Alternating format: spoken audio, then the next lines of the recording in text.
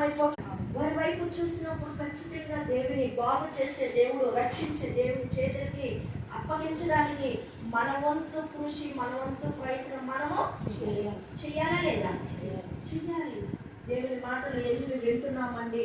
దేవుని మాటలను మనము ఎప్పుడైతే అబ్రహాము గారు నీ ఒక్కగాని ఒక్క కుమారుని నాకు బలిగా ఇవ్వమంటే ఆయనకి దేవునికి ఇవ్వటానికి ఏం చేయలేదు, వెనకాడలేదు. అప్పుడు దేవుడు ఏమన్నారంటే నువ్వు నాకు భయపడవాలని నేను ఎరుగుతాను, అందుకే నేను దీవిస్తున్నాను అన్నాను. దేవునికి భయపడుతున్నామని ఆ పరీక్షలో దేవునికి నెగ్గారా లేదా? నెగ్గారు, పాస్ అయ్యారు ఆయన ఆ పరీక్షలో.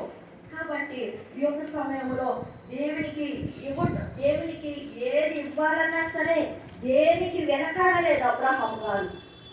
అవునా కాదు? దేవునికి ఇస్తున్నాడు కాబట్టి వెనకాడలేదు. కాబట్టి అబ్రహాము గారిని దేవుడు ఏం చేశారండి? ఆశీర్వదించాడు.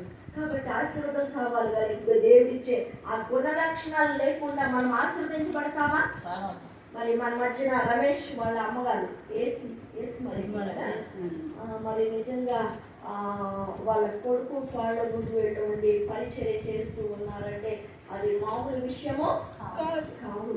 నిజంగా ఆ తల్లి మరి ఆ బిడ్డలు చేసిన త్యాగము, ఆ పరిచర్య, అవునా కాదా? అది ఎంతో మరి అందరూ తల్లిదండ్రులు కూడా ఆ విధమైన నిర్ణయాలు తీసుకుంటే ఎంత బాగుంటుందండి దేవుని రాజ్యము. అవునా కదా? మన కుటుంబాల్లో మనం వచ్చిన దేవుని రాజ్యం కట్టబడింది, దేవుని చిత్తము నెరవేర్చబడింది. కాబట్టి శరీరానుసారముగా ప్రవర్తించుటకు మనం శరీరానికి రుణస్థలము కాదు. వారు నిజంగా మరి దేవుని కొరకు దేవుని సేవే ముఖ్యం అనుకొని అదే గొప్ప భాగ్యం అనుకొని పంపించారు. అవునా కదా? దేవుని పరిచర్య వాళ్ళు తగ్గించుకున్న వారు చేస్తారు కదా, అందరూ చేస్తారా దేవుని పరిచర్య?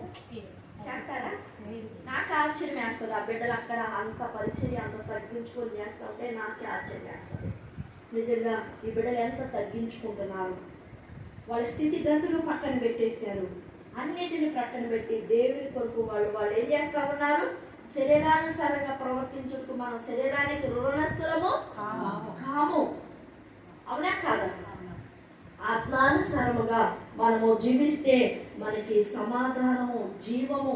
ఆత్మానుసారంగా మనం బ్రతకాలండి. మన నిర్ణయాలు, మన ఆశలు, మన స్నేహాలు, మన ఆలోచనలు, మనం ఎవరితో స్నేహం చేస్తున్నామో, మనం ఎక్కడైతే మరి పడిపోతున్నామో, ఎక్కడైతే బలహీనం, అవన్నీ తెలుసుకొని మనం ఏం చేయాలంటే ఆత్మానుసారంగా బ్రతకడానికి మనం ఆశ కలిగి